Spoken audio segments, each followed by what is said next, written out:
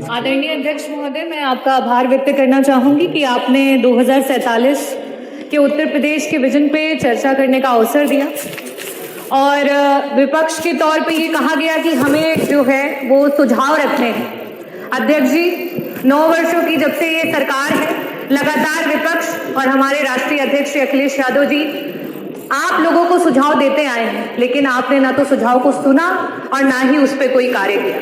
मैं अध्यक्ष जी, अगर विजन के उत्तर प्रदेश के विजन की बात करूंगी तो ये जरूर कहना चाहूंगी कि प्रदेश का विजन तभी धरातल पर उतरेगा जब उसका सारा विभाग एकत्रित होकर के एक साथ काम करेगा। हमारे बेसिक शिक्षा मंत्री जी यहीं पे हैं। आज बेसिक शिक्षा का विभाग जो है वो बेसलेस विभाग हो चुका है, क्योंकि इसी सदन में कई बार बोला गया कि मंत्री जी विद्यालय जर्जर हो चुके हैं, विद्यालयों को बनवा दो। मंत्री जी ने कहा ना। मंत्री जी स्कूलों में जो है शौचालय नहीं है, बनवा दीजिए। मंत्री जी ने कहा ना। हमने कहा कि मंत्री जी बच्चों को वहां पे शुद्ध पेयजल नहीं मिल रहा, जल दिलवा दीजिए। मंत्री जी कहते हैं ना। हमने कहा कि विद्यालयों में इलेक्ट्रिसिटी नहीं है, मंत्री जी विद्युत जो है उसको वहां पे आपूर्ति करवा दीजिए। मंत्री जी कहते हैं ना। हमने कहा आज पूरे उत्तर प्रदेश में 2 लाख से भी ज्यादा बच्चे हैं जो टेट और सुपर टेट पास करके धरने पे बैठे हैं कि एक दिन बेसिक शिक्षा विभाग की वैकेंसी आएगी और उनको नौकरियां मिलेंगी। मंत्री जी वैकेंसी निकलवा दो। मंत्री जी कहते हैं ना। हमने मंत्री जी को कहा कि मंत्री जी शिक्षा मित्र मर मर के काम कर रहे हैं, अरे मंत्री जी उनका मानदेय बढ़ा दो, उनका समन्वय कर दो। मंत्री जी कहते हैं ना। हमने मंत्री जी को कहा कि मंत्री जी रसोइया मात्र 2000 में काम करती हैं, हमारी रसोइयों का मानदेय बढ़ा दो। मंत्री जी कहते हैं ना। अरे समय बड़ा कम है, मैं आऊंगी। हमारे ऊर्जा मंत्री जी दिखाई नहीं दे रहे हैं। आज ऊर्जा विभाग जो है डबल बी विभाग हो गया है। डबल बी माने बी से भ्रष्टाचार और बी से भेदभाव। मंत्री जी जब जनता के बीच में जाते हैं तो कहते हैं निजीकरण मेरा अकेले का निर्णय नहीं है। मंत्री जी जब अपने अधिकारियों के बीच बैठते हैं तो कहते हैं अरे तुम लोगों ने तो विभाग की नाक कटा दी है, आज बिजली विभाग जो है वो अंधा और गूंगा हो गया है। लेकिन वही जब इस सदन में मंत्री जी बैठते हैं और हम कहते हैं कि मंत्री जी निजीकरण जो है विभाग को मत बेचो, तो मंत्री जी कहते हैं ना। मंत्री जी ट्रांसफार्मर हर रोज खराब हो रहे हैं, एक ट्रांसफार्मर बन करके 75 बार लग रहे हैं। मंत्री जी ट्रांसफार्मर जो है क्षमता वृद्धि करा दो। मंत्री जी कहते हैं ना। मंत्री जी को कहा जाता है कि मंत्री जी आपके विभाग में पॉलिसीज खराब है, आपके जो पॉलिसी बनाते हैं आपके चेयरमैन वो एक IAS ऑफिसर है, शायद उनको विभागों का ज्ञान ना हो। मंत्री जी IAS ऑफिसर हटा करके समाजवादियों ने जिस तरीके से इंजीनियर को वो पद दिया था उनको वो पद दिलवा दो। मंत्री जी कहते हैं ना।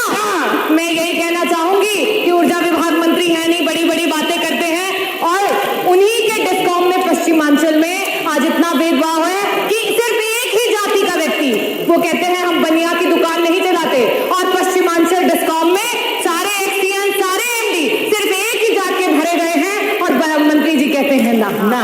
हमारे स्वास्थ्य मंत्री दिखाई नहीं दे रहे हैं, क्योंकि बड़ी निराशा हुई कि हम विजन पे चर्चा कर रहे थे और मंत्री जी ने जब अपनी बात करनी शुरू की तो अपने 9 साल के कार्य नहीं गिनाए। मंत्री जी का तो विभाग रेट्रोग्रेड विभाग हो चुका है, क्योंकि उन्होंने अपने 9 साल के कार्य नहीं गिनाए, उन्होंने तो पुराने कार्यकालों को गिनवा करके अपनी बात शुरू की। अपने विभाग के उन्होंने अस्पताल नहीं बताया, सबसे पहले गेहूं के उत्पादन से बात की, तो ये अपने में दर्शाता है कि हमारे जो मंत्री जी है वो क्या कर रहे हैं। मंत्री जी को कहो कि इंफ्रास्ट्रक्चर ठीक करा दो, डॉक्टर दिलवा दो, ICU के बेड बढ़वा दो, दवाइयां दिलवा दो, तो मंत्री जी कहते हैं ना। हम उस सरकार से विजन की बात सुन रहे हैं जिस सरकार में आज सरकार के मंत्री जो है वो रोड पे बैठकर धरना देने को मजबूर हो गए। हम उस सरकार से आज विजन की बात सुन रहे हैं जिनके मंत्री आज हम उप केंद्र की बात कर रहे हैं कि जौनपुर में सदरनगंज में जो है हमें उप केंद्र की आवश्यकता है, मछली शहर में बनवा में उप केंद्र की आवश्यकता है। आपके खुद के विधायक धरना दे रहे हैं, लेकिन मंत्री जी कहते हैं ना। मैं शुभकामनाएं देना चाहूंगी हमारे माननीय आबकारी मंत्री जी हैं कि आज मधुशालाएं हर जगह दिखाई दे रही हैं और हमारी पाठशालाएं बंद होती चली जा रही हैं। वाह सरकार वाह। मैं धन्यवाद करना चाहूंगी अध्यक्ष जी आपको। हमारे संसदीय मंत्री जी इस समय नहीं है, आज बहुत ऊंची बात कर गए मंत्री जी, बहुत बड़ी बात कर गए। उन्होंने कहा कि जापान में 50% से भी ज्यादा बुद्धिज्म को फॉलो किया जाता है, बौद्धिस्ट है, लेकिन उनके बच्चों को क्या सिखाया जाता है? उनके बच्चों को ये बताया जाता है कि अगर भगवान बुद्ध भी आ जाए और आपके देश के खिलाफ बोले तो आप बुद्ध के खिलाफ चले जाइएगा। ये आपका देश प्रेम है।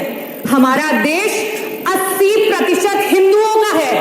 2011 के सेंसस से बता रही हूं, लेकिन उसके बाद भी अपना देश का हिंदू जो है वो खतरे में है। आप किसी मंचों से ये बात कह दें या हमें कहने को बोल दें कि हम अपने बच्चों को ये सिखा सके कि अगर श्री राम भी आ जाए और आपके देश के खिलाफ बोले तो आप उनको भी नकार देना, क्योंकि आपके लिए सबसे पहले आपका देश है और उसके बाद धर्म है। जो धर्म पे सियासत करते हो वो इन बातों को क्या बोलेंगे? और इसीलिए जापान आज विकसित देश है और आज हम कहां पे हैं? आज अभी हम डेवलपिंग कंट्री हैं। मैं अध्यक्ष जी आपका आभार व्यक्त करना चाहूंगी कि आपने मुझे विजन पे अपनी बातों को रखने का अवसर दिया और मैं चंद बातों से अपनी बातों को खत्म करूंगी। अभी पूरा नहीं हुआ है क्योंकि विभाग तो बहुत सारे हैं। अगर बोलने पे आती तो सारे विभागों की, आपके सारे विभागों की धरातल की स्थिति, और आप जो ये बात कह रहे हैं आपको बुरा लगेगा। यही चीज संसदीय मंत्री जी ने कहा और इसी पे कहना चाहूंगी कि मैं मुजरिम हूं। क्या ये मुजरिम, क्या मैं मुजरिम कहलाऊंगा? अरे सुन तो लीजिए, अरे सुन तो लीजिए, अरे हिम्मत तो रखिए, अरे सुन तो लीजिए। मैं यही कहना चाहूंगी कि क्या मैं मुजरिम कहलाऊंगा? क्या मैं मुजरिम कहलाऊंगा? क्या होगा इल्जाम मेरा? हरे रंग से हिंदू लिख दो, भगवे से इस्लाम बता।